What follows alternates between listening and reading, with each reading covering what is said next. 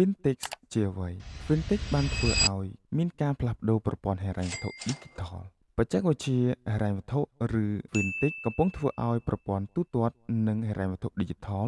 កាន់តែមានប្រសិទ្ធភាពនៅប្រទេសកម្ពុជាក៏មាន e-wallet ដូចជា FA Mobile, AC Mobile,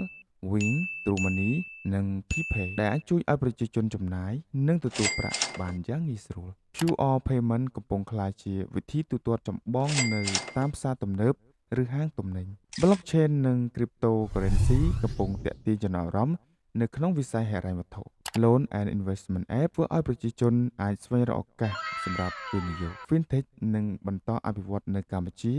ក្នុងរយៈពេលប្រហែលឆ្នាំខាងមុខទៀតបងប្អូនប្រមាណអ្នកដែលនៅក្នុងវិស័យហិរញ្ញវត្ថុជួយខមមិនខាងក្រោមវីដេអូនេះជួបខ្ញុំនៅវីដេអូបន្តទៀត